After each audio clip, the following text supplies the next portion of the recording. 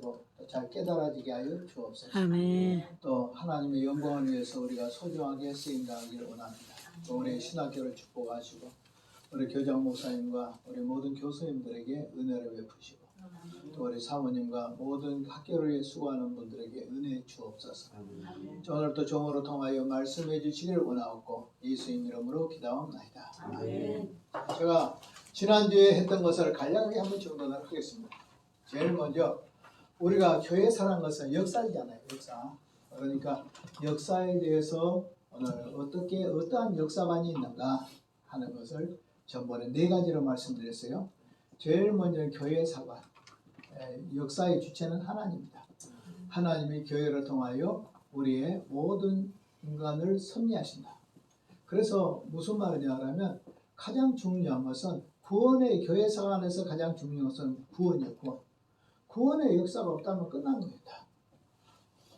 다시 말하면 이 세계 모든 일반 역사가 있지만 일반 역사의 핵심이 뭐냐? 구원의 역사예요. 그래서 구원받을 사람이 없다 그러면 역사는 끝난 것이다. 그러므로 오늘 세상 사람들은 뭐 별로 교회 역사가 뭐 이러지만 그게 아니라 우리는 생명과 같아요. 매우 중요하다. 이 교회의 역사는 주로 몇 년을 이어지냐 하면 무려 1000년을 이루지. 1000년을 지내.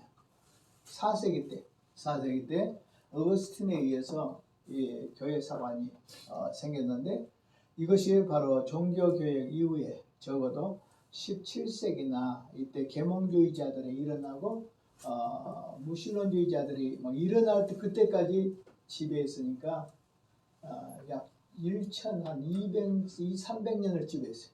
그리고 교회 사관이 얼마나 큽니까? 그리고 이 교회 사관으로 통해서 이제 점씩 발전을 해.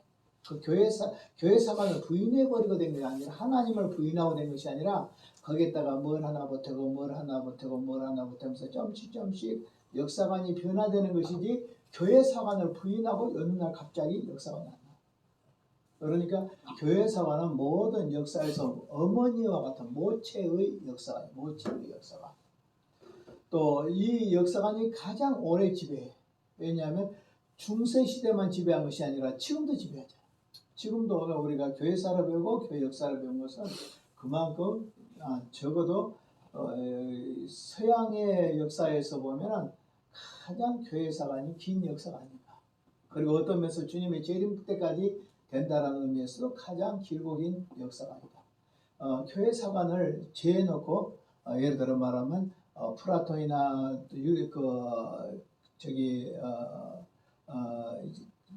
그리스의 어떤 역사들도 설명할 수가 없어요. 교회 사관을 빼면 안 돼. 누구든지 역사를 딱 보는데 제일 먼저 교회 사관을 딱 빼요. 그다음 교회 사관이 지난 뒤에는 이제는 칸트라는 독일의 칸트라는 철학자가 나와. 그러면서 뭐이 나오냐면 자연사관. 이제 하나님을 빼버리고 이상은 자연이 지배하고 섭리하고 한다. 그래서 교회 사관이 자연사관으로 바뀌어. 그런데 자연사관도 오래 못 가. 왜냐하면 조금 지나서 헤겔이라는 철학자가 다시 말해서 정신사관이 나와버려요. 정신사관이 나오면 이 세상은 절대 정신이 있다. 그리고 항상 모든 역사는 정반합이라는 변증법적인 그런 또 어려워지고 싶어서 맞다 틀리다 합이 뭐냐. 맞다 틀리다 합이 뭐냐. 이 맞다 틀리다 합이 뭐냐라는 계속 반복적인 역사관을 제시를 해요. 그러면서 정신사관이 나와. 자, 교회사관은 누구? 어거스틴. 가장 오랜 역사를 지배하고 가장 모태의 역사다. 두 번째는 뭐예요? 칸트 정신사관. 자연이 우주를 지배한다. 그 다음 뭐예요? 헤겔. 뭐예요? 정신사관. 무엇이 지배한다? 정신이 지배한다. 그 다음에 이제 나온 것이 18세기, 19세기 들어서 이제 공산주의 사상이에요. 소위 칼 막스의 유물사관. 무슨 사관? 유물사관은 뭐냐? 이 상의 모든 역사의 가장 구심체는 뭐냐? 물질이다. 물질이다. 물질이 인생을 지배한다. 그러니까 완전히 하나님으로부터 하나님, 자연, 정신, 물질로 가버렸지. 그러니까 오늘 이 세상의 모든 역사의 흐름하고 똑같아. 오늘 모든 사람들은 옛날에는 가난해도 하나님 있으면 살아. 그 다음에 이제 자연이야. 그 다음 뭐야? 정신이에요. 그 다음 뭐예요? 유물이에요. 그러니까 공산주의적인 그런 칼막스의 역사관. 이것이 바로 유물사관이다. 자, 사관은 몇 가지가 있다? 역사관은 몇 가지가 있다? 교회사관, 그 다음 뭐예요? 자연사관, 그 다음 뭐예요? 정신사관, 그 다음 뭐예요? 유물사관. 그 중에서 가장 근본적인 것이 무엇이다? 교회사관이다. 그리고 교회사관이 지금까지 지배한다 안 한다? 지배해요. 무엇이든지 역사에 대해서 공부하려면 교회 지어놓고 하나님 지어놓고 역사 설명할 수 없어요. 중세 지어놓고 역사 설명할 수 없어요. 우리는 중세는 늘 어떻게 했냐면 뭐 암흑시대 뭐 이런 말을 쓰죠.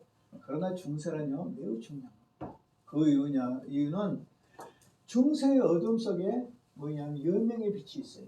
그 연명의 빛이 바로 무엇이냐 그러면 하나는 인문주의로 나가면 르네상스 운동과 관계돼요. 우리 신입사님 아시죠? 르네상스 운동이? 그러니까 르네상스 운동과 이렇게 관계돼요. 르네상스에서 조금 나가면 뭐냐 계몽주의하고 이야기해요.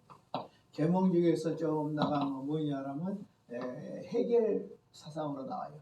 해겔 사상에서 좌파 우파로 딱 나서 우파는 이쪽에 자본주의 체제가 되고 그 다음에 좌파는 공산주의 체제가 돼요.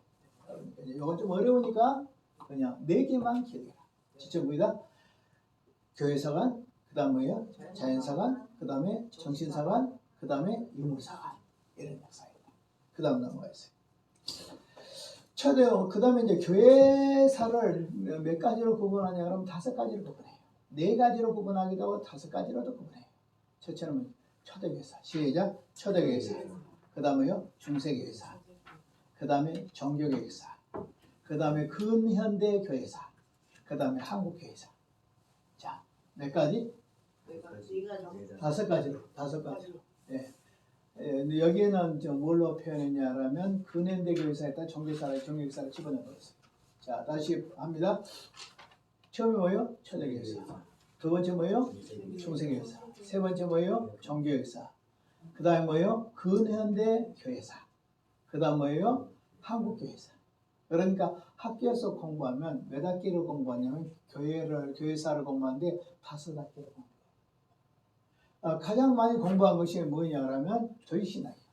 저희 신학은 몇 학기는 6개 학기를 해요. 제일 먼저 서론이에요. 두 번째 뭐겠어요? 신론이에요.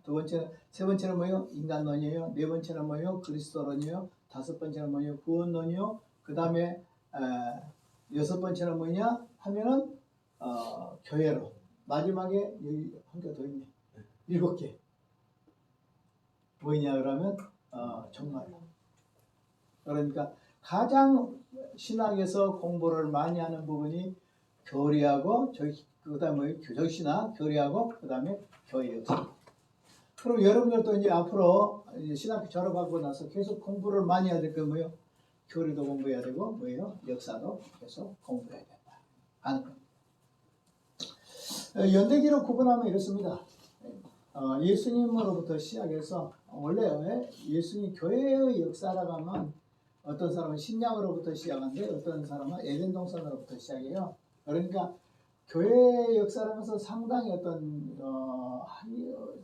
좀 초대교회 이전의 구약 역사도 좀 알아야 돼요. 그래서 구약의 큰 덩어리로 구약의 역사, 그 다음에 신약의 역사, 그 다음에 중간기가 있어요.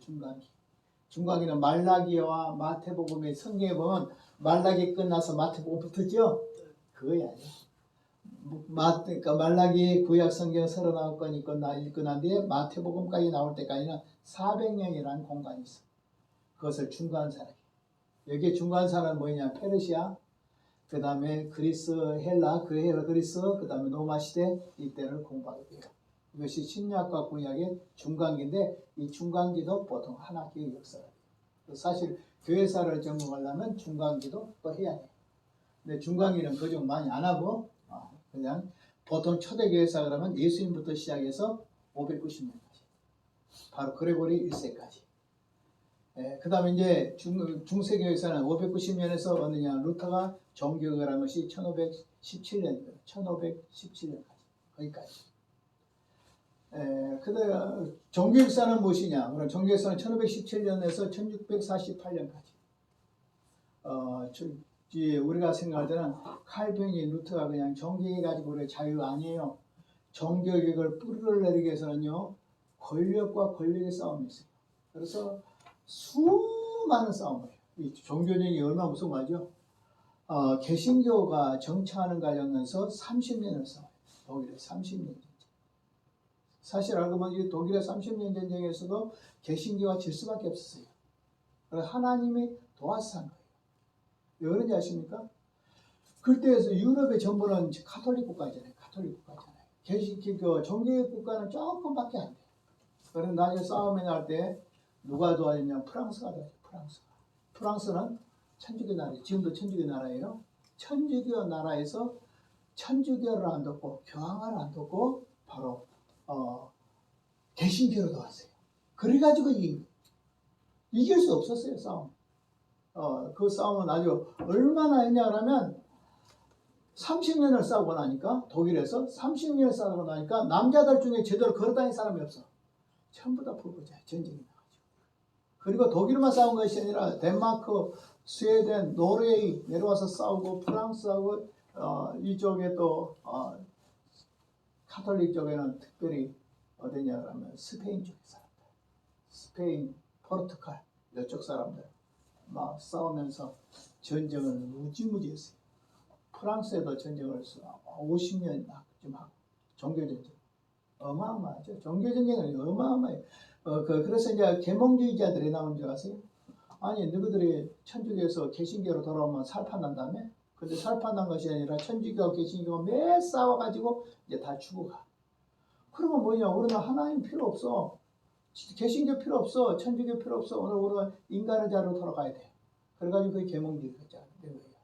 오늘 교회 시험에 든 인간하고 똑같아. 역사 가운데 시험에 든 사람들이 계몽주의자들이에요. 교회 다니도 말고 뭐 천주교 다니도 필요 없어. 개신교 다니도 필요 없어. 아니 교회 다니지 마. 요거다 똑같아. 바로 그런 바탕이 계몽주의자.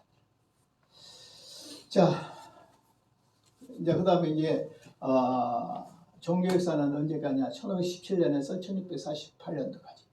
그럼 근현대교사는 이제 1648년에서 현대까지. 근현대사. 정확히 근대사 하면 800년까지, 1800년까지, 현대사 하면 800년, 1800년에서 지금까지. 이렇게 하고. 그 다음에 한국교회사는 따로 시급한데, 제가 이제 이 종교역사를 교회사를 단권으로 쓰려고 해요. 단권으로 쓰려고 했더니 한 700페이지, 800페이지 나오겠더라고요. 너무 두꺼워서 내가 지금 고민을 하고 있는데 좀 있으면 여러분 아주 즐거운 체험을 받을 거예요. 왜냐하면 지금 한 700페이지 된 책이 건 하나 나오거든요. 나오는데 여러분 불쌍해가지고 다 읽으라고 노랗게 뜰 것 같아가지고 한 절반까지만 읽히고 나머지 다 읽는 사람한테는 좀 점수를 떠지고 한 절반 한 700페이지 되니까 한 350페이지만 읽힐까 이렇게 해요. 아니 쓴 사람도 있는데 그거 본 사람은 더 쉬운 거 아니에요? 쓴 사람보다 본 사람이 더 어려울까요? 그럼 작년 거보다 더 두꺼워요? 그만해. 작년 거 봤죠? 그 책이 그래도요 쉽게 썼다고 써있어요. 쉽게. 저희 신앙이 아주 쉽게 써있다고. 어려워요? 예. 자꾸 보면 쉬워져요. 자, 교회사도 보니까 교회사가 참 파악이 안 돼. 왜냐하면 연도가 많이 나오고 외워야 될 것이 많아. 근데 교회사는 그렇게 한 거 아니야. 드라마를 스토리를 해만 막 힘이 생겨. 근데 뭐냐 몇 년 또 누가 그럼 못 해버리고 그럼 머리가 깨져버려. 항상 스토리로 해라. 그러면 쉽다. 이제 교회사도 제가 이제 가르칠 테니까. 지금 쭉 내려서 지금 설명을 하고 있는 중이에요. 그래서 교회사로는 주로 몇 가지냐면 5가지다. 5가지. 그 다음에 이 교회사의 특징이 있어요. 특징이. 초대교회사는 4개의 기둥이다. 시작. 초대교회사는 4개의 기둥이다. 첫째는 뭐죠? 로마시대. 로마제국. 두 번째는 뭐예요? 박해. 세 번째는 뭐예요? 교부. 네 번째는 뭐예요? 이단. 자, 이단이 초대교회부터 있었네. 그래요. 이 초대교회 때부터 있었습니다. 자, 이제 초대교회사를 여러분 머릿속에 또 그려보세요. 첫째 뭐라고요? 로마 제국을 이야기 안 하면 초대교회사를 설명할 수 없어. 두 번째는 뭐라고요? 박해. 왜? 몇 년이나 10대 황제의 박해를 받았으니까 250년, 약 300년의 박해를 받았으니까 박해를 빼놓으면 안 돼. 세 번째는 그 박해 속 가운데서 교회의 지도자들이 교회를 세워왔어요. 그리고 말씀을 신약 27권의 말씀을 이렇게 정립을 시켰어요. 그렇다는 의미에서 교부. 뭐라고요? 그는 교회의 지도자. 교회의 지도자. 교부라는 것은 언제까지 교부냐 그러면 예수님의 제자들부터 교부예요. 예수님의 제자들의 제자. 요한의 제자, 바울의 제자, 베드로의 제자 이런 제자부터가 교부라. 그래가지고 교부가 동로마, 서방로마에서 동로마 쪽에는 8세기까지가 8세기, 그러니까 상당히 길죠. 8세기까지는 담액생 요한까지가 그가 교부예요. 그 다음에 이제 서방 교부들은 어느 정도 되냐 그러면 한 6세기까지 가면 끝나. 그러니까 초대교회사를 넘어서 쓰는 경우도 있는데 대부분 초대교회사의 교회 지도자들이 교부다. 예수님의 제자들의 제자들이 교부다. 자, 세 번째, 마지막은 뭐예요? 이단. 그럼 초대교회 이단이 있었느냐? 이단이 이거예요. 율법주의자들. 예수님을 믿음으로 의롭다는 것이 아니라 예수도 믿고 율법도 지켜야 구원을 받는다. 율법주의자들. 그 다음 뭐냐 그러면 육신은 선하고 영은 악하다. 육신은 악하고 영은 선하다. 영지주의자. 영지주의자. 이것은 뭐냐면 그리스 철학에서 오는. 성경에도 보니까 골로새서에 보면 철학의 헛된 속임수를 속지 말라 했잖아요. 그들이 뭐냐면 영지주의자다. 이렇게 말합니다. 하나님, 구약의 하나님이 귀하냐, 신약의 하나님이 귀하냐 그러면 구약의 하나님은 저질 하나님, 신약의 하나님은 고질 하나님. 왜 구약의 하나님 저질이냐? 천지라는 이 더러운 물질을 만들었으니까, 이 물질을 더럽다고 생각했으니까 이 천지 더러운 물질을 수준 낮은 물질을 만드는 여호와 하나님은 저질하나님. 그 다음에 우리를 죄에서 구원하신 신약의 하나님은 고질하나님, 양질하나님. 이런 철학이 있었어요. 노스틱이라고 하기도 하고 영지주의라고 하기도 하고 그노시스주의라고 하기도 하고 똑같아요. 영지주의, 그 다음에 그노시스주의, 그 다음에 노스틱주의 다 똑같은 말이에요. 자, 흰말 백말 같아 틀려? 똑같아요. 그쵸? 그 다음에 이제 이단들의 뭐냐 말시온주의자들. 말시온주의자들은 성경을 66권 성경을 안 믿어. 그 사람들은 바울의 12서 신하고 그 다음에 무엇만 믿냐라면 복음서도 일부 요한복음인가 그 하나밖에 안 믿어. 그건 다 성경 아니야. 그 사람들은 말시온주의자들. 그것도 영지주의하고 같아. 바울을 상당히 추정하면서도 영지주의하고 같아. 그 다음에 또 이제 갑자기 또 하나 있는데 갑자기 생각 안 나. 에비온파. 에비온파는 누군지 아세요? 해교도 아시죠? 마호메트 아시죠? 마호메트의 삼촌이 믿고 있는 너희 바로 에비온파예요. 그것도 초기 이단인데 결국 해교도가 보면 예수 이야기가 나오잖아요. 그죠? 해교도에 코란에 이런 등등이 나온 것은 그것이 바로 에비온파의 영향이에요. 이단이에요, 이단. 굉장히 좀 이슬람하고 오래 연결돼 버리죠. 신들렸거든요. 계시가 임에 따르는 표현이 보면 꼭 마호메트가 귀신 들린 것처럼 해요, 진짜.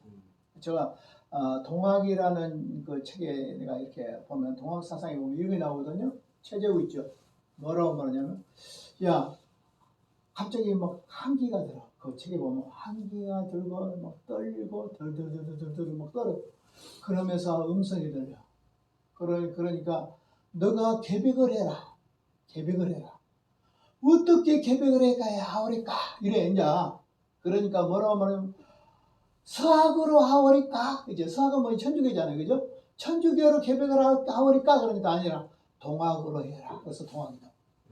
그게 바로 뭐냐면 최재우에게 신이 임하는 삼성문고의 책에 보면 신이 임해서 그에게 막 귀신의 역사에 그 귀신의 역사가 임하면서 사람 두려움에 떨면서 나온 모습이 꼭 마호멧이 그 초승달이 이렇게 걸쳐 있는 상태에서 신이 임했다.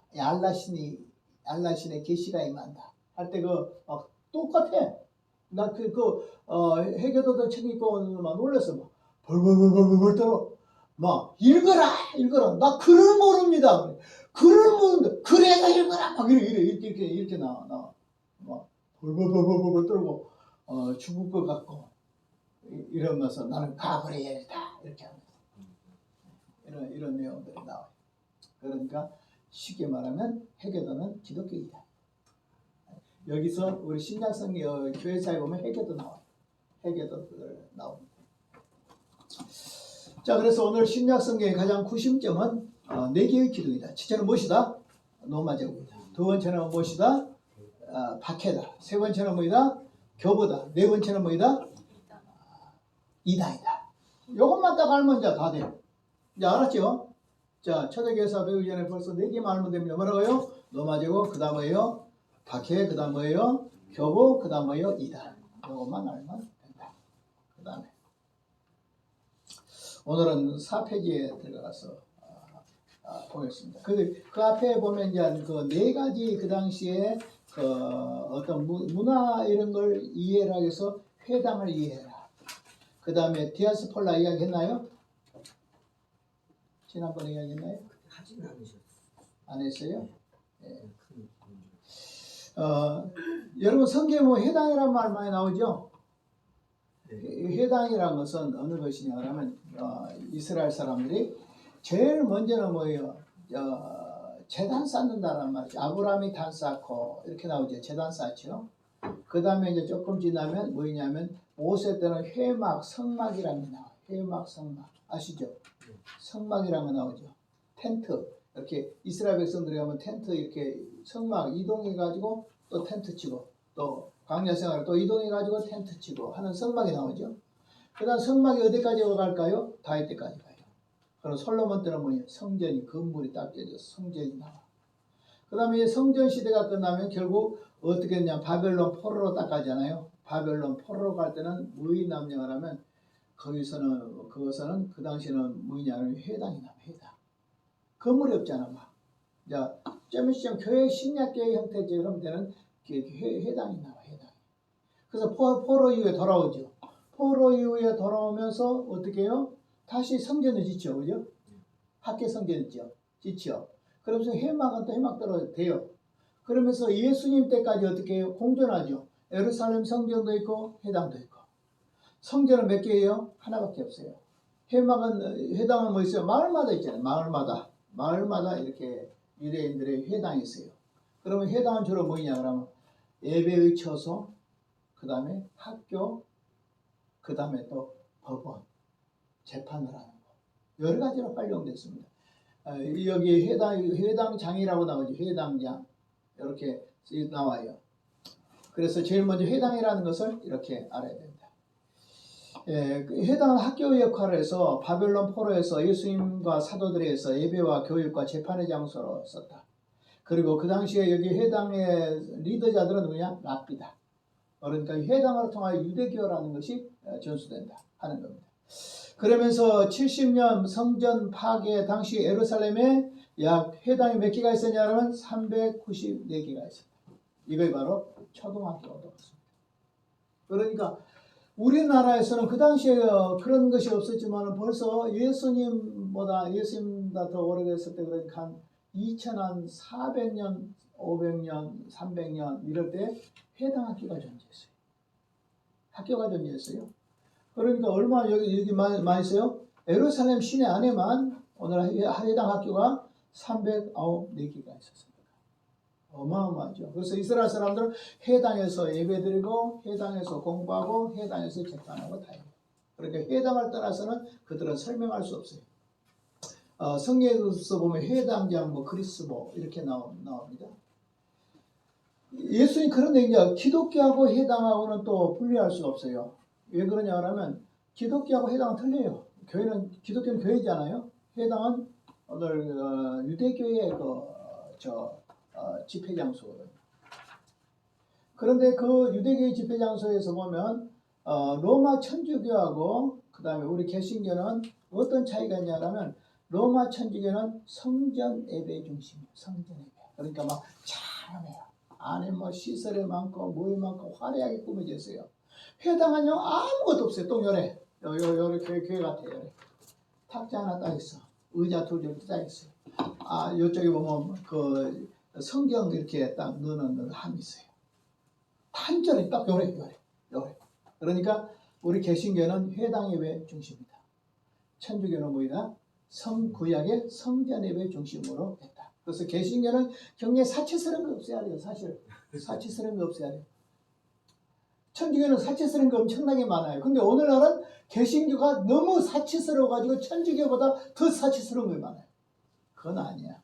우리가 원래 개신교의 정신은 회당교의 중심이었기 때문에 간단하고 화려하지 않고 그렇게 돼 있는 구조입니다. 자, 그 다음에 이제 디아스폴라라는 건 뭐냐면 흩어져 있는 유대인 이런 뜻입니다.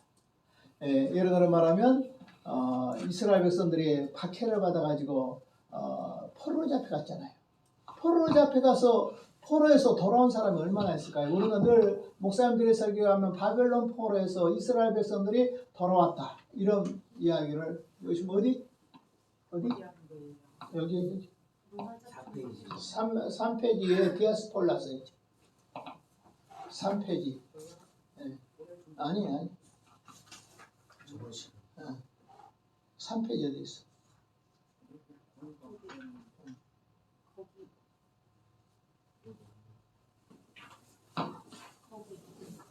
디아스폴라.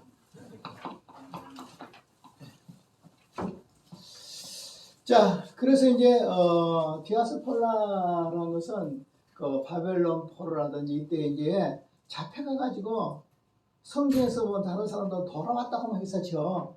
근데 돌아온 사람들은 10분의 1도 안 돼요. 안 돌아오고 다 주저앉아 버려서 주저앉아 있는 사람들이 디아스폴라. 그러니까 그 사람들은 나중에는 모국어를 잃어먹어. 히브리 말을 다 잃어먹어버려. 그러니까 성경도 히브리어로 기록된 구약 성경을 못 써. 왜냐하면 글을 못 읽으니까. 마치 우리나라 사람들이 미국 가서 1세는 알고 2세도 좀 알아듣지만 3세는 모르잖아요. 우리 교회도 외국인들이 한 6개 나라 있거든요. 6개 나라 있는데 그 사람들이요 보면 할머니들이 하는 할머니들은 알아. 말은 알아. 근데 말은 못해. 알아들어. 그 옛날에 1938년도에 사할린 이쪽에 브라디보스토크 이쪽에 그 이에 캄차카 반도 여기 흩어져 있는 우리 민족의 지도자들 그 사람들 그냥 강제 이주를 시켜가지고 저 중앙아시아 쪽으로 끌고 가서 그다 파버렸잖아요. 죽든지 살든지. 그 후예들이거든. 지금 아프가니스탄 우즈베키스탄이라든지 카자흐스탄이라든지 그쪽 사람들이 우리나라에 있거든요. 우리나라 말 몰라요. 할머니들은 알아. 자식들은 몰라. 아예 어린아이들은 해 몰라. 똑같아.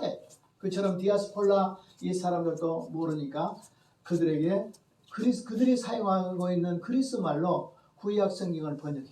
그것이 70년. 그렇게 했던 사람들인데 디아스폴라 유대인들이 그 당시에도 있었어요. 그 증거는 뭐냐 그러면 이스라엘의 명절인 초막절이나 6월절이나 명절 때 흩어져 있는 유대인들이 좀 더 예루살렘 들어오죠. 그리고 어느 정도 되냐면 예루살렘에 갈 때 그 인구가 한 250만에서 300만 된대요. 250만에서 300만이 되면 현재 사는 인구보다 더 많은 사람들이 막 밀려올 거잖아요. 1년에 몇 번씩. 이것이 바로 디아스폴라 유대인들. 그리고 사도행전 8장에 보면 에티오피아의 내시 간다게에 대해서 나오는 거죠. 그런 사람들이 디아스폴라 유대인들이에요. 자, 디아스폴라 유대인들 중에서도 아주 유명한 사람이 있는데 그들의 정신적인 구조를 이끌어간 사람이 유대 철학자 필로 같은 사람인데 알렉산드리아, 아프리카에 있는데 알렉산드리아 리비아 쪽에 그 그쪽에서 이렇게 활약했던 분이고 우리 기독교에 많은 영향을 미칩니다. 이런 사람들입니다. 넘어가겠습니다. 그 다음에 사내들인 공예. 사내들인 공예라고 하면 국회와도 같고 그렇지 않으면 그것이 오늘날 대법원과 같아요. 왜냐하면 최고의 통치기관. 여기에서는 무엇만 빼놓고 다냐면 사람을 죽이는 이런 사형제도만 빼놓고 모든 재판을 다 하는 곳이에요. 72명으로 이렇게 구성되어 있거든요. 근데 이 사내들인 공예는 디귿자로 앉아 있어요. 이렇게 사람들이 쭉 법관들 있죠. 죄수는 가운데, 법관들은 쭉 해서 디귿자로 이렇게 앉아 있어요. 그러면 사방에 쳐다보는 법관이죠. 쫄아버리죠. 쫄아버려. 그 가운데 베드로가 재판받은 거예요. 근데 베드로는 너무나 유명하죠. 사람의 말을 듣는 것과 하나님의 말씀을 듣는 것 중에 누가 옳으냐? 어떻게 거기서 그 죽으려고 그걸 말을 해요? 우리 같으면 쫄아가지고 그냥 말도 못할 건데 그 자리에서 전도까지 해요. 이런 걸 볼 때 여기에 이 사내들인 공예가 바로 그것입니다. 그래서 사람을 사형 집행하는 일 빼놓고 그런 모든 일을 다 하는 법정 최고기관입니다. 자, 그러면 우리 바울 선생님. 바울 선생님은 사내들인 공예의 원일까 아닐까? 맞아, 있어요. 사내들인 공예원 가능성이 아니라 공예원이에요. 자, 또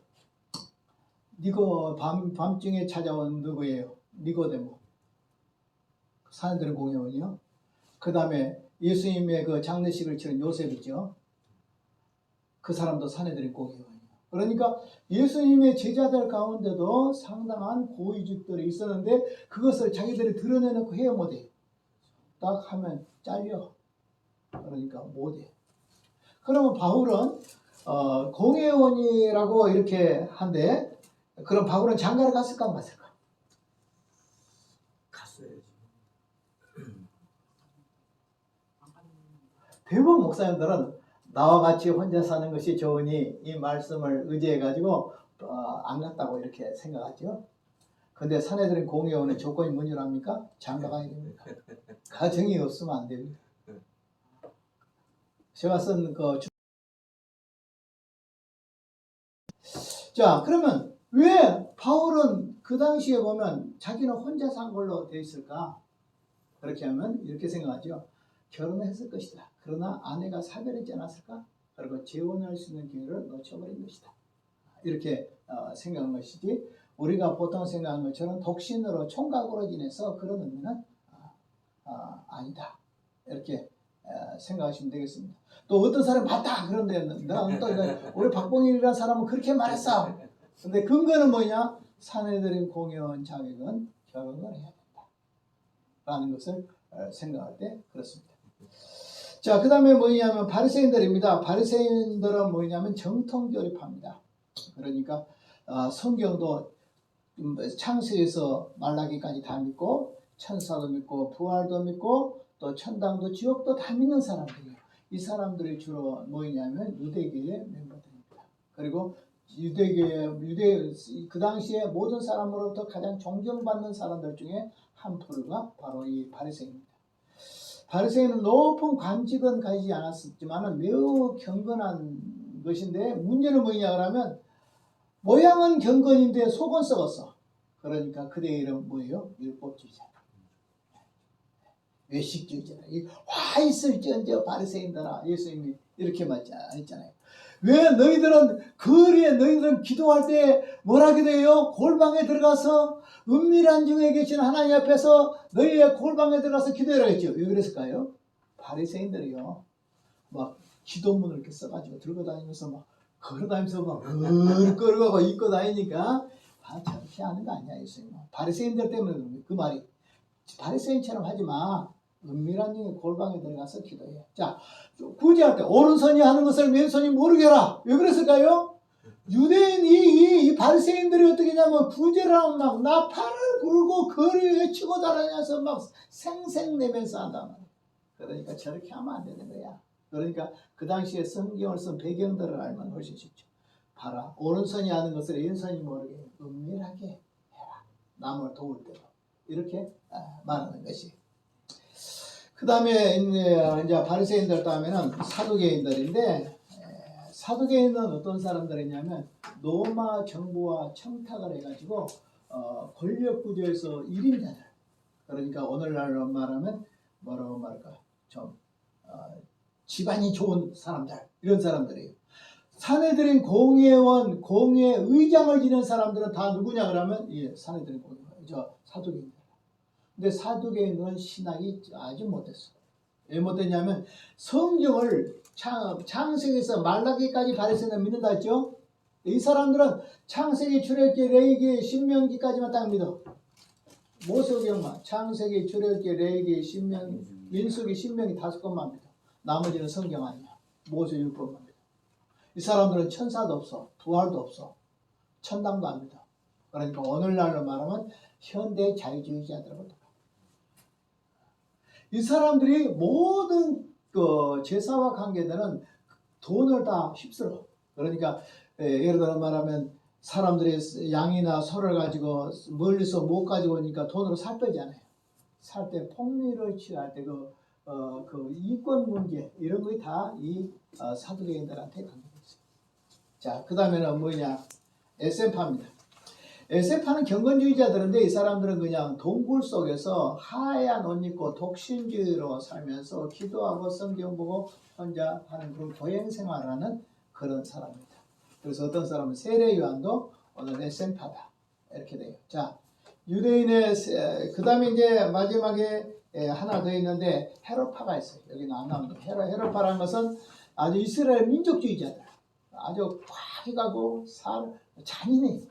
그러면서 독립투쟁을 하는 아주 무서운 단체인데 굉장히 정치적인 색깔이 강한 그런 사람들이었는데 헤롯당. 자, 그럼 헤롯당은 주로 누구로 생각할까? 가룟유다를 많이 생각해요. 그 다음에 에센파는 누구로 생각할까요? 세례 요한을 이렇게 생각하죠. 광야에서 이렇게 하기 때문에 그렇습니다. 그래서 에센파, 헤롯당, 그 다음에 사두개파, 바리새파, 이것은 유대교파고. 그 다음에 사내들인 공회, 이건 그 당시에 법정인 체제고 학교와 그 다음에 그것이 재판과 그것이 예배의 처소가 되는 그러한 것에 하는 것이고 해당한 그 다음에 디아스폴라 있고 이것만 이해하면 초대교회 당시가 어떤 형태 속에 예수님이 복음을 전하셨는가 하는 것을 알 수가 있습니다. 그리고 이제 중간사를 하다 보면 이 사람들 더 심도 있게 할 수가 있습니다. 근데 제가 보니까 요즘 정 무슨 집사 있는데 갑자기 생각납니다. 하마성교. 정운수 맞나? 그분의 구들어가 보면 그 중간사에 대한 설명이 나와요. 저 사복음서 들어가기 전에 구약을 다 하고 그 다음에 신약을 들어가기 전에 그 당시에 중간사를 설명을 하는데 아주 쉽게 해놨어요. 거기 한번 들어가서 보십시오. 그러면 중간사 400년에 대해서 어느 정도 할 수 있고 원래 여기서 신학교에서 한 학기를 해야 될 분량이 되는 겁니다. 자, 그 다음에 이제 오늘은 어디서부터 하냐 그러면 사도시대입니다. 예수님으로부터 그 다음에 100년 때까지 이렇게 했습니다. 지금 4페이지입니다. 찾습니까? 어디신지 알지요? 헤롯파랑 열심당원이랑 같은 건가요? 예, 같습니다. 열심당원이랑 같습니다. 사도시대 경로입니다. 사도시대 특성입니다. 기독교가 온 천하에 성령으로 말미암아 전파되었죠. 예수님이 말한 것처럼 오직 성령이 너희에게 임하시면 너희가 권능을 받고 예루살렘과 유대와 사마리아 땅끝까지 이르러 네 복음의 증인되라 한 대로 예루살렘에 성령이 임해서 성령으로 통하여 복음이 쭉 전해지면서 1세기의 사회 속에서 복음이 증거되는 그런 장면들. 그래서 기독교가 세계화되는 그런 종교다. 그 다음에 신약 성경이 기록됐다. 신약 성경에서 제일 먼저 기록된 것이 데살로니가 전서예요. 데살로니가 전서가 제일 먼저 오래됐어요. 사복음서 중에서는 어느 복음이 제일 먼저 기록됐을까요? 마가복음입니다. 마가복음이에요. 성경 중에서는 제일 늦게 기록된 성경이 어느 것입니까? 요한계시록입니다. 요한계시록. 신약은 몇 권입니까? 27권이에요. 자, 천국 가는 전화번호 시작. 66국의 397 시작. 66국의 397 뭐라고요? 66327. 뭐라고요? 66국의 397 전체 66권, 구약 39권, 신약 27권에서 전체 몇 권이라고요? 66권인데 구약 39권, 신약 27권 쉽게 한다고 뭐라고요? 66국에 얼마고요? 3927. 그럼 다 해버렸어요. 66국에 397. 제가 막간을 이용해서 이번에 이제 좀 있으면 다음 주 고난주간이죠. 고난주간에 예수님께서 딱 7마디 말씀을 십자가에 달리셔서 했어요. 그것이 가상 7언이에요. 가상 7언을 가장 쉽게 하는 법. 시작. 저엘 낙원 보내고 이자 영혼이 목이 마르다. 시작. 저엘 낙원 보내고 여자 영혼이 목이 마르다. 다 했어요? 못했어요? 그렇습니다. 다시 시작. 저엘 애기 저엘 어디 보내고? 낙원 보내고 누가? 여자 영혼이 목이 마르다. 시작. 저엘 낙원 보내고 여자 영혼이 목이 마르다. 저희 죄를 사하소서. 엘엘엘리 나와 사박다니. 낙원 오늘 너는 나와 함께 낙원에 있으리라. 저엘 낙원 보내고 여자의 보소서 아들이니이다. 목 마르다. 그 다음에 다 이루었다. 하나 빠졌나? 저엘 낙원 보내고 여자 영혼이 목이 목마르다. 다 이루었다. 시작. 저엘 낙원 보내고 여자 영혼이 목이 마르다. 저는 뭐예요? 저희 죄를 사하소서. 엘은 뭐예요? 엘렐리 나마사박다니. 나의 하나님 어찌하여 나를 버리시나이까. 그 다음 뭐예요? 오늘 너는 나와 함께 어디 가라? 낙원에 있으리라. 그 다음 여자는 뭐예요? 여자여 보소서 아들이니이다. 예수님. 그 다음 뭐예요? 목마르다. 그 다음 뭐예요? 영혼을 받으소서. 다 내 영혼을 받으소서. 그 다음에 마지막으로 다 이루었다. 7가지. 오늘 우리 교회도 이제 주일부터 해서 일주일 동안 가상 치른다. 생각하는데 십자가에서 하신 예수님의 7마디 말씀 이걸 모르면 될까요? 안 될까요? 안 되는데 왜 모를까요? 아니 되겠죠, 그죠? 다시 시작. 저엘 낙원 보내고 여자 영혼이 목이 마르다. 시작. 저엘 낙원 보내고 여자 영혼이 목이 마르다. 다 있죠? 어려워요, 쉬워요? 소아시아 7교다 하나 또 가르쳐줄게요. 시작. 예서가 버두사에서 빌라를 지었다. 시작. 예서가 버두사에서 빌라를 지었다. 다 했어요? 못했어요? 머리가 좋아가지고 잘해줘? 예. 금방 했죠? 예, 넘어요. 에베소교회. 그 다음 서문학교회. 그 다음 버가모교회. 두 아들의 사대교회. 빌라델피아 교회. 라우디게아 교회. 시작. 예서가 버두사에서 빌라를 지었다. 자, 예수님의 가상 7원 십자가 7마디 말씀 뭐라고요? 저엘 낙원 보내고 여자 영혼이 목이 마르다. 써놔요. 써놨어요? 두 번째 건 뭐였어요? 예수가 그 사이에서 그 서아시아 7개 요한계시록에 나타난 요한계시록을 써가지고 7교회를 그 편지를 보내거든요. 요한계시록을 보내거든요. 그것이 바로 그 보낸 교회들이 바로 서아시아 7교회라고 해요. 그 교회 우리가 알아놔요. 이 교회는 바로 오늘 지상의 교회들의 상징적인 모습. 다시 한 번만 더 하고 가상칠은 시작. 저엘 낙원 보내고 여자 영혼이 목이 마르다. 서아시아 7교회. 에서가 버두사에서 빌라를 지었다. 제가 이제 요한계시록 갈 때 몇 개씩입니다. 10개면 이제 그만해 너무. 자, 그래서 이제 오늘 보면 이제 기독교 온천하에 전해졌고, 그 다음에 신약 성경이 완성되었고, 그 다음에 영적인 세력이 성도의 충만타. 영적인 세력, 성령의 충만, 성령의 임재의 충만. 자, 사도행전을 뭐라고 말하냐면 사도들이 전도한 것이 사도행전이죠. 그런데 그 사도행전을 다른 말로는 전도행전이라. 근데 전도행전을 더 다른 말로 말하면 뭐라고 말할까요? 성령행전이라. 그 말은 무슨 말? 성령의 임재 가운데 전도를 해서 교회를 세웠다는 거예요. 그러므로 초대교회의 생명은 뭐냐? 성령 임재. 그럼 오늘날 우리에게도 성령이 임재할까요? 안 할까요? 임재합니다. 우리 안에 성령이 계십니까? 안 계십니까? 계시죠. 성령의 내주입니다. 성령의 내주. 예수를 믿는 순간에 예수님이 내 안에 계세요. 성령이 내 안에 계세요. 성부 하나님이 계세요. 알았어요? 하나님 아버지가 계시고 내 속에 누가 계세요? 하나님 아버지가. 그 다음 누가? 예수님이. 그 다음 누가? 성령이 계세요. 근데 이 삼위일체 하나님은 떠날까요? 안 떠날까요? 안 떠나. 그런데 충만해질 수도 있고 충만하지 않을 수도 있어요. 그러니까 우리는 성령의 충만을 구하는 것이 성령의 임재를 구하는 것이다. 저와 여러분들의 성령의 임재가 있길 바랍니다. 성령의 임재가 없으면 성령의 역사가 안 일어나. 성령의 역사가 안 일어나면 삶의 기쁨도 없고 죄도 이기지 못하고 마귀도 이기지 못하고 우리는 세상에서 실패하고 우리는 좌절할 수밖에 없어요. 교회의 생명은 성령의 임재예요. 어제까지 내가 모든 사람에게 회개의 역사를 일으켰다 할지라도 오늘 성령이 임하지 않으면 아무것도 행할 수 없어요. 우리는 성령을 떠나서는 아무것도 행할 수 없다. 내가 한 것도 성령 위에서 하는 것이다. 그래서 우리가 거룩하게 산 주체도 뭐냐면 여러분 다 제35문에서 말하기를 성화의 주인이 누구냐? 성령이시다.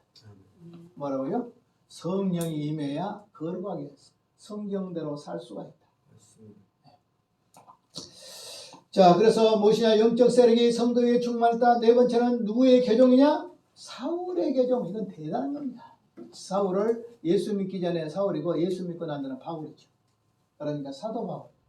사도 바울의 예수 믿기 전에 사도 바울이 누구예요? 사울이고 사울. 자, 이 사울의 계종이라는 것은 어마어마하죠.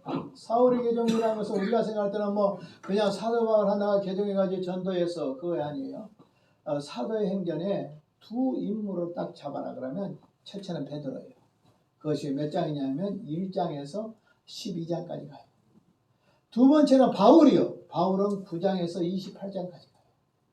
다시 말해서 초대교회의 사도행전에서 바로 베드로의 전도는 1장에서 8장까지 12장까지 간다 그러면 바울의 전도는 9장에서 28장까지 가니까 결국 사도행전에서 두 사람을 빼면 이야기가 안 돼. 베드로 빼면 이야기 안 돼. 두 번째 뭐요? 바울을 빼면 이야기가 안 돼. 그러면 하나님께서 다 쓰셨지만은 가장 교회를 세우는데 가장 강약해선 두 사람인데 한 사람 누구예요? 베드로. 한 사람 누구예요? 바울. 바울은 그 당시에 대석학입니다. 공부 많이 한 석학입니다. 베드로는 뭐냐? 그 대신 참 세상 지식이 없는 사람이지만 세상 지식이 없다고 생각하면 안 됩니다. 그가 예수를 믿고 나서 개종하고 난 뒤에는 하나님의 말씀으로 충만했던 것을 알 수가 있잖아요. 그러니까 우리는 생각할 때 예수 믿기 전에 믿기 전에 모습은 어부 베드로니까. 그렇지만 또 바울하고 비교가 되지만 바울은 일생 전체가 학문으로 똘똘 뭉친 사람. 나는 생각할 때 구약의 모세와 같은 분이 누구냐? 그러면 바로 바울이라고 생각해. 바울이라는 분은 나도 바울에 대해서 4권의 책을 썼거든요. 바울의 생애에 대해 썼고 한 권은 바울의 설교에 대해 바울의 사도행전에 설교를 할 때 그 설교 메시지가 무엇인가 그걸 분석했었고 그 다음에 하나는 뭐냐 바울의 그 사상과 생활 다시 말하면 바울의 신학은 무엇이고 생활은 무엇이냐 신앙은 무엇이고 생활은 무엇이냐라는 개념을 쭉 정돈해서 하나 썼고 그 다음 맨 마지막에 바울의 동역자들 57명 연구해가지고 뭐 누가 바나바 또 누구예요 디도 또 디모데 뭐 이런 사람들 쭉 써서 한 것이 또 한 권이 써서 4권을 제가 썼어요. 그래서 바울에 대해서는 어느 정도 한데 기독교 책에서 가장 예수 다음으로 하버드 대학에서 가장 도서관에 많은 책을 쓴 사람들 바울이 됐습니다. 나도 바울에 대해서 4권이나 썼습니다. 자, 그래서 신약교회의 특성은 뭐냐? 첫째, 복음이 온 땅까지 전거됐어요. 성경이 신약 성경에 기록됐어요. 그리고 성령의 임재가 충만했어요. 그 다음에 사울의 개정과 전도로 세계적인 종교가 됐습니다. 그래서 영국의 그 역사학자 토인비는 이런 말을 했습니다. 토인비가 말하기를 뭐라고 말하냐면, 바울이 지중해 연안에 복음을 실고 다니는 그 전도 여행 속에는 유럽의 문명도 문화도 실고 같이 다녔다. 그랬어요. 복음만 전한 것이 아니라 복음을 전한 뒤에 일어난 반응이 유럽의 문명과 문화가 함께 꽃피었다. 그러니까 성경과 함께 꽃피었다라는 것이죠. 더 다른 말로 말하면 무슨 말일까요?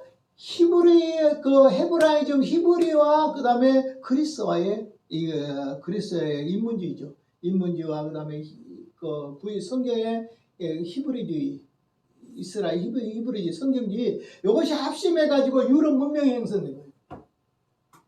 그러니까 정신적인 구조에서 성경을 빼버리면 유럽은 무너져 버려. 반면에 그리스의 어떤 철학적인 몇이나 예술적인 면을 또 빼버리면 그런 면을 빼버리면 무너져 버려. 그러니까 이것이 유럽에는 두 개의 꽃이 하나의 꽃으로 만들어졌는데, 그것이 하나는 성경이고 하나는 바로 그리스도 문명이다 하는 것을 알 수가 있습니다. 자, 넘어갑니다. 시대구분입니다. 바울의 예루살렘 교회의 중심의 지도자는 누구냐? 베드로와 요한이다. 세계적인 전파는 누구냐? 바울이다. 그 다음에 주 60년대에 베드로와 바울이 순교했다. 이때가 누구냐? 네로 왕이죠. 그러니까 자, 성경에 박해 살아가려면 누구를 알아야 되겠어요? 이제 네로 황제에 대해서 되도록 좀 공부를 하는데, 여기서는 좀 미비하다. 다음에 한번 좀 더 보충할까?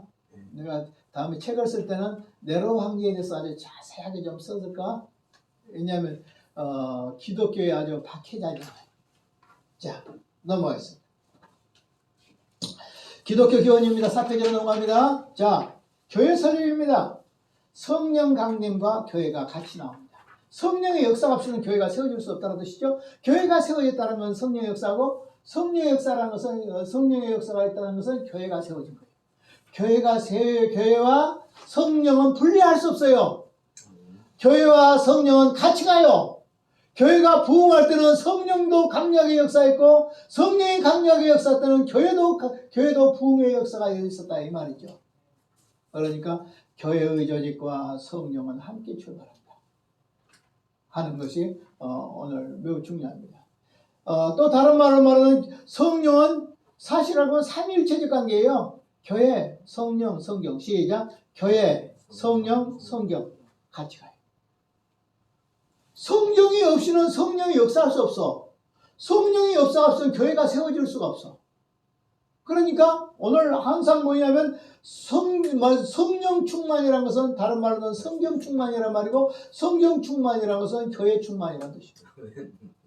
말이 되는가 모르지만 교회 충만이야. 오늘날 교회가 충만하잖아. 교회가 너무 많아 그냥. 근데 요거랑은 좀 안 맞아떨어진 것 같아. 오늘날은 그냥 너무나도 그냥 교회는 어마어마하게 많은데 사람들은 어마어마하게 없어. 빈 교회들이 너무 많아. 참 답답하죠. 유럽의 교회들이 막 문 닫잖아요. 왜? 성령의 역사가 없으니까. 왜 성령의 역사가 없을까요? 성경을 부인합니다. 성경을 왜 부인할까요? 유럽의 교회들은 바로 자유주의 신학이 들어와가지고 인본주의 신학, 즉 계몽주의와 같은 그런 신학이 들어와서, 인문주의 신학이 들어와서 성경을 부인해버려요. 그러니까 하나님을 부인하지 않는다 하지만은 예수의 성령 잉태를 부인하고, 예수의 부활을 부인하고, 예수의 승천을 부인하고, 예수의 재림을 부인하고, 그러니까 성령이 역사하지 못하잖아요. 그 유럽의 교회들도 성령이 충만할 때 그 교회들이 세워진 거잖아요. 거의 바로 종교일 때나, 이때는 청교도 때나 유럽의 계획주의 교회들이나 루터교가 이렇게 흥행할 때는 성령이 충만할 때 교회들이 다 세웠어. 근데 신학이 다 사변 신학이 되고, 이성 신학이 되고, 그 다음 자유주의 신학 되고, 기적을 다 부인하고 하나님 역사를 다 부인해보고 나니까 하나님 역사가 안 일어나니까, 하나님 역사가 안 일어나니까 믿는 사람들이 없어. 성령에 의해서 믿으니까. 하나님의 성령이 떠나버리니까 교회 껍데기만 남아. 그리고 안에 있는 내용물인 인간들은 하나하나 죽어나가. 지금은 누구만 나오냐? 80, 90대 노인들을 만나요. 왜 그럴까요? 보통 이제 유럽의 교회는 자유주의도 문제지만 국가와 교회가 하나라는 거예요. 국가교회라는 거예요. 이거 위험한 거예요. 오늘 우리나라도 아마 국가교회 형태로 있다 그러면 우리 아마 신학교 미어질 거예요. 왜냐하면 독일이나 그 다음에 스웨덴이나 노르웨이나 핀란드나 아이슬란드나 그린란드나 이쪽으로는 전부 루터교거든요. 루터교는요 월급제예요. 국가 공무원이에요. 종교부가 있어요. 국가의 세금에서 받아가지고 목사님들 월급 다 줘요. 호봉제로 딱딱 줘요.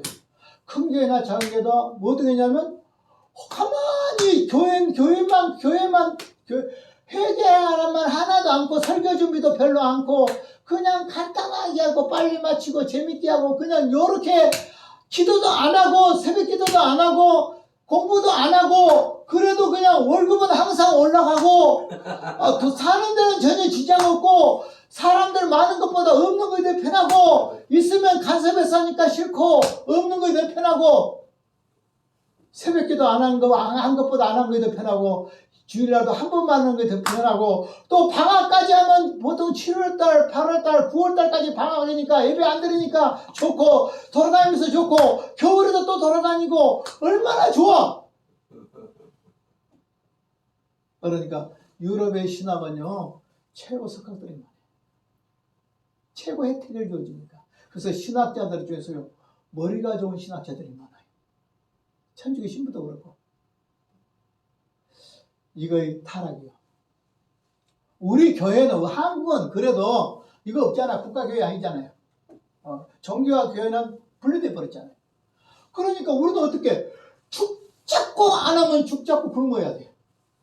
목사님들이 목회를 못하면 굶어야 돼. 다른 방법 없어. 아니 기초생활 수급해가지고 돈 받든지 그렇지 않으면 살 수가 없어. 그러니까 어떻게 돼서 죽 잡고 교회를 이렇게 하지. 이거 안 일으키면 내가 죽어. 내가 굶어 죽어. 그걸 어떻게 했어요?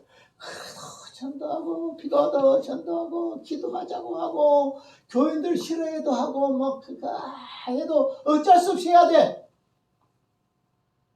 여러분들이 그 건국 전쟁 그 영화 보셨나요? 봤어요? 꼭 보세요. 그리고 우리나라를 세울 때 기독교가 어떤 영향을 미쳤는가를 한번 보세요. 그 안에 보면. 너무너무 세상 사람들은 기독교의 은혜를 몰라요. 요즘 타락만 가지고 안티들이 물건을 있는데 기독교가 없으면 병원도 없어. 기독교 없으면 학교도 없어. 기독교 없으면 계몽도 없어. 어떤 하나도 제대로 유지될 수가 없다고. 이거에 다 하나님의 은혜인데 모른다고. 이승만 대통령이 그 당시에 그렇게 하지 않았더라면 우리나라는 공산화될 거예요.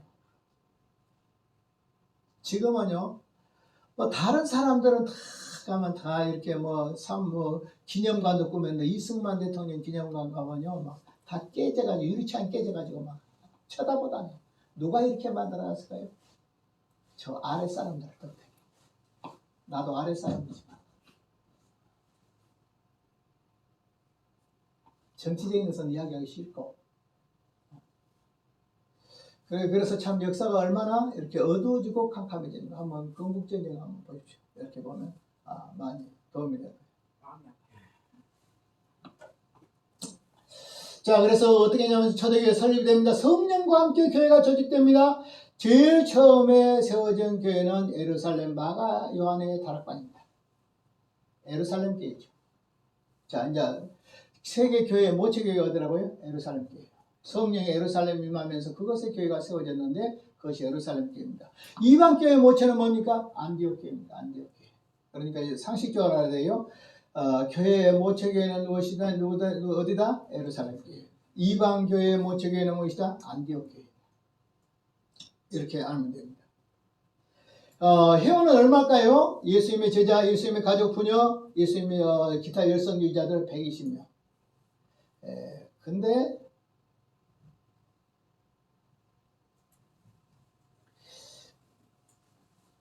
근데 실제적으로는 120문다라고 했지만은 이것도 처음에는 아마 120문도일 것이다. 그러나 나중에는 상당히 많은 사람이 없습니다. 뒷부분은. 왜냐하면 그 당시에 고린도전서 15장에 보면 예수님의 부활 장면에서 보면 뭐라고 말하냐면 일시에 500명에게 보이시고 이렇게 500명. 부활하신 예수님을 일시에 500명이 봤다는 것은 뭐냐면 오순절 마가 예수님이 부활하고 예수님이 부활해서 열흘 동안 계시고 올라간 뒤에 열흘 후에 성령이 임하시죠. 그러니까 120명이 맞다. 왜냐하면 그 당시에 예수님이 올라간 뒤에 성령이 임했으니까. 자, 그 다음에 이제 어떻게 되냐면 때는 예수님의 승천 후 며칠? 10일. 자, 우리가 지금도 성령이 임할까 안 임할까? 그런데 우리가 직장 생활하듯이 기도하면 어떻게 될까? 충만하죠. 아마 성령이 뜨거워가지고 못 걸어다닐 건데. 그렇습니다. 우리가 아침에 일어나서 직장 가듯이 아침에 일어나서 성경 보고 기도하고 보통 직장에서 막 하는 것처럼 아마 열흘도 안 가가지고 그냥 교회가 부흥해가지고 그냥 앉을 자리 없을 겁니다.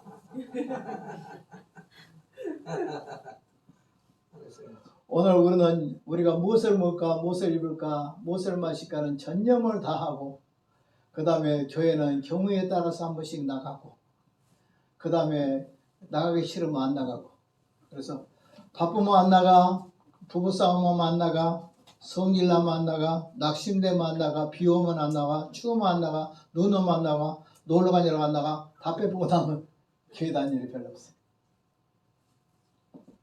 제가 우리 교회에 한 번 있을 때 어떤 가정이 있는데 그 남편은 교회를 8년 동안이나 다녔는데 세례를 못 받아. 꼭 주일 되면 전화와. 목사님 저 어디 갔다 옵니다 하면 또 맨날 놀러 가버려. 싫고 놀러 가버려. 어느 날 기도하는데 너무 속이 상했어요. 하나님 아버지 왜 저렇게 놀러 다니는데 형통합니까? 좀 하나님이 살짝 좀 손을 봐서 좀 안 죽게만 해가지고 살 좀 해가지고 좀 돌아오면 안 죽겠습니까? 근데 그런 기도 하면 안 돼요. 그런 기도 그냥 직발 응답돼버렸어. 그날 응답돼버렸어. 비가 왔는데 차가 뒤집어져가지고 대벌대벌 굴러버렸어.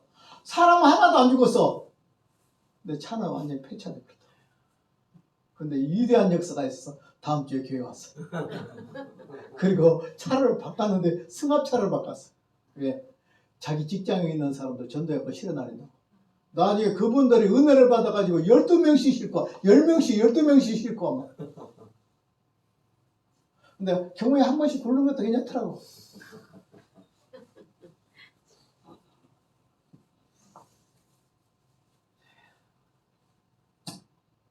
근데 그런 기도는 안 하거든. 안 해야 되거든. 또 어느 날 기도를 하는데 이렇게 하나님 왜 저 사람들이 천당 가가지고요 자기가 잘했다거든 절대 하나님 믿지 마세요. 저 사람들이 목사 속 다 파묻는 년들이에요.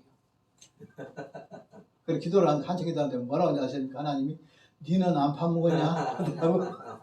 가만히 보니까 나도 옛날에 목사 되기 전에는 얼마나 목사 속 썩히고 파묻었는지. 그러니까 네가 파묻었으니까 저것도 파묻는다.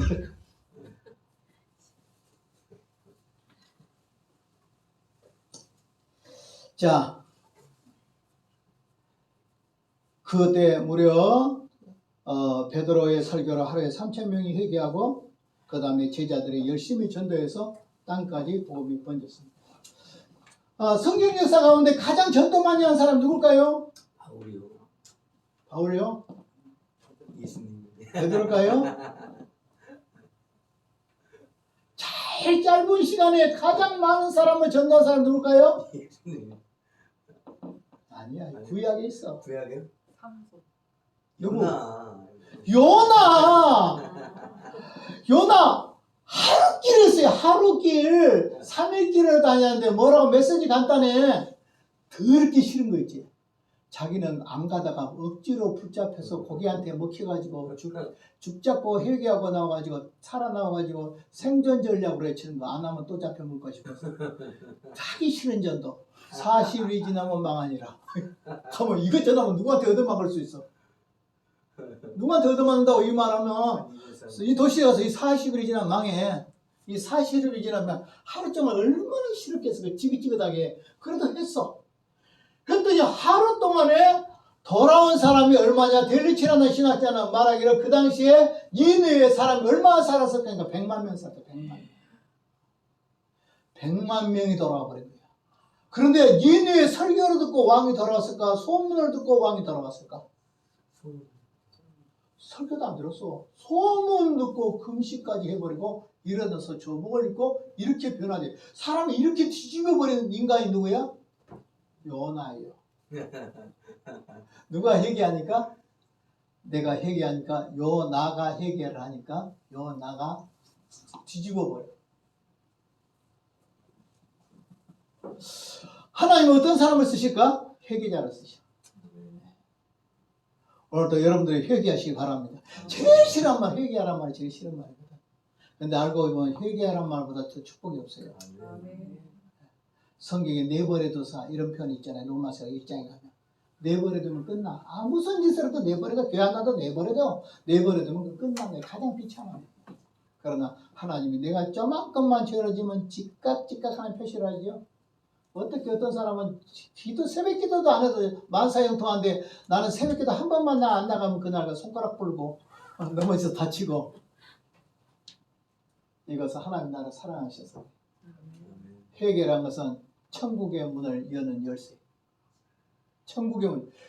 범죄는 지옥의 문을 여는 열쇠를 하면 회개는 천국의 문을 여는 열쇠다. 그러므로 여러분들이 천국 속으로 날마다 천국을 누리고 천국에 살려면 회개하라.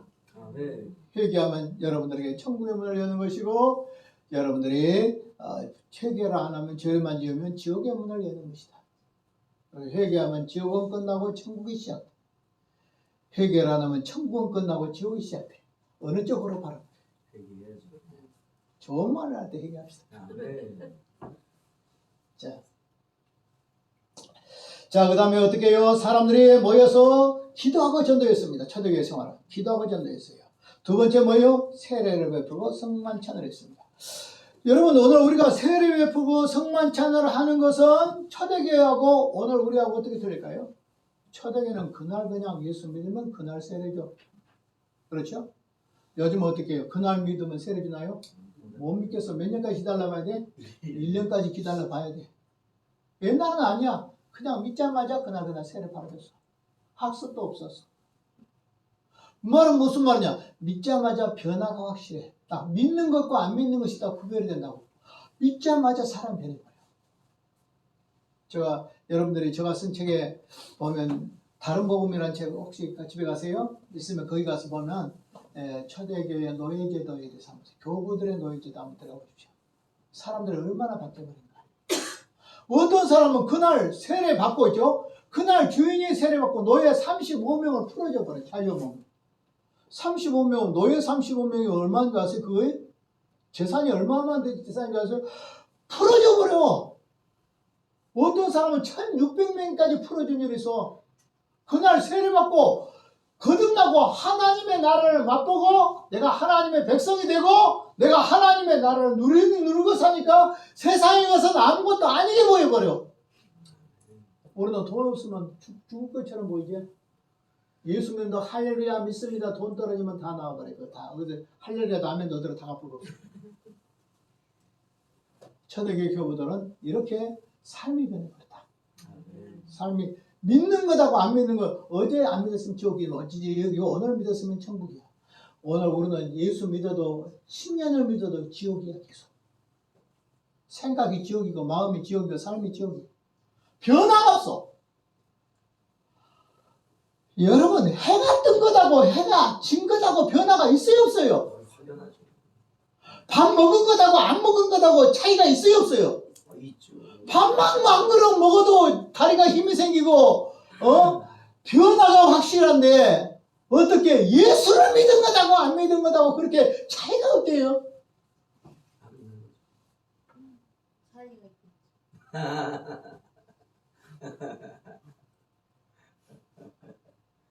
나는 교부들이 노예들을 해방시킨 거 보고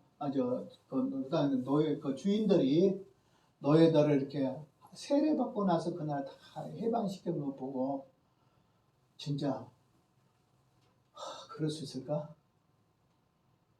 어떤 분이 침례를 받았대요. 그런데 돈주머니로 풀러놓고 침례를 받더래요. 그래서 목사님 그럴 때 돈주머니 차고 침례를 받으라고. 돈까지. 돈에 대해서도 변화되라 했듯이다. 우리가 영혼이 거듭났으면 눈도 거듭나야 돼요. 입도 거듭나야 돼요. 귀도 거듭나야 돼요. 마음도 거듭나야 돼요. 예수 믿고 나서 세상 것만 쳐다보고요. 이렇게 빠지고 하나님 말씀만 보면 컴컴해서 잠만 나를 욕하는 이야기하면 귀가 번쩍 열려서 한마디도 30년이 지나가도 안 정지만은 설교를 듣고 나면 다음날 목사님조차 어제 무슨 설교했어요? 그럼 뭔 말이야?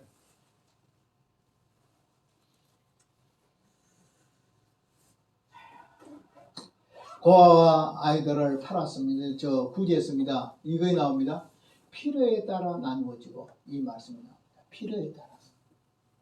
무슨 말입니까? 우리는 다른 사람을 구제할 때 이름만 내는 구제가 아니라 그 사람의 필요를 채워줄 만큼 필요한 것을 채워줄 만큼 도와야 된다. 이 뜻이에요.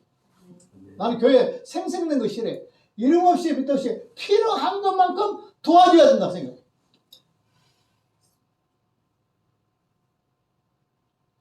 제가 어떤 아이가 공부를 돈이 없어 못해서 제가 몇 학기 등록금 다 드렸어요. 지금도 데리고 있어요. 이제 한 학기만 되면 끝나. 우리 집사람한테도 이야기 안 했어요. 근데 어느 날 나한테 누가 하도 시험에 들 일을 이야기해가지고 저도 하기는 합니다. 우리 집사람한테도 연락 안 했지. 아직 이야기 안 했지만 그랬단 말이에요. 요만큼 해놓고 냈다고. 내가 어떤 교회 보니까 30교회를 뒀는데요.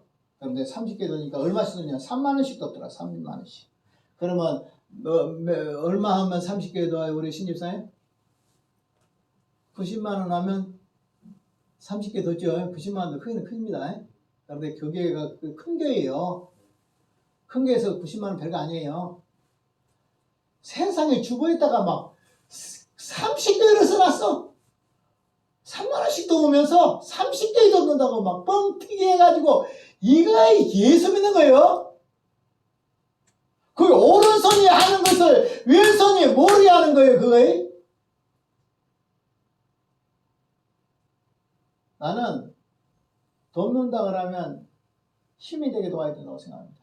자주 못 돕지만 한번 딱 도우면. 내가 놀란 건 이번에 우리 동네 러시아에 러시아 외국인들 상대에 좀 눈을 빨리 뜬 목사님이 계세요.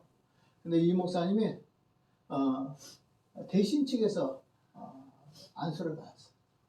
근데 알고 보니까 대신 측에 대한신학대학이냐 그쪽이 안수를 받았는데 처음에 광주 오니까 광주 시내 자기가 한 개밖에 없다. 이제 하도 어려서 통합 측에 총회장을 했던 목사님인가 그게 목사님 찾아갔대요. 목사님 우리 외국인들을 섬기는데 목사님 좀 도와주시면 좋겠어요. 좀 도와주세요. 그러니까 뭐라고 말하냐면 딱 내가 정확히 들은 겁니다. 원색적으로 그대로 이야기합니다. 교육적 효과를 내기 위해서 여러분들에게 악몽 같은 추억을 만들려고 하는 거 아니에요. 뭐라고 하냐면 이 새끼 데려가. 네가 어디라고 얘기했어. 발로 차면서 나가 이 새끼야. 차버려.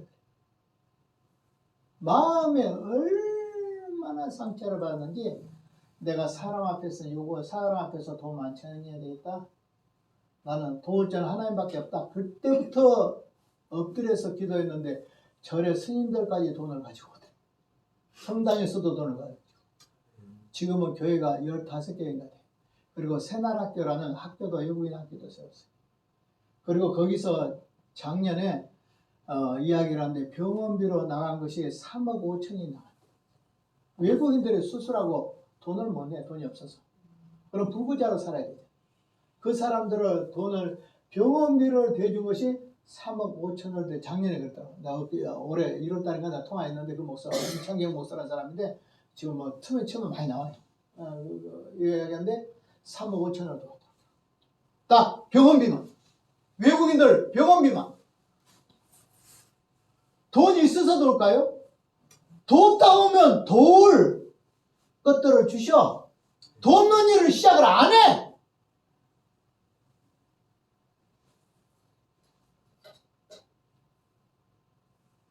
우리들이 좀 깨달아야 돼.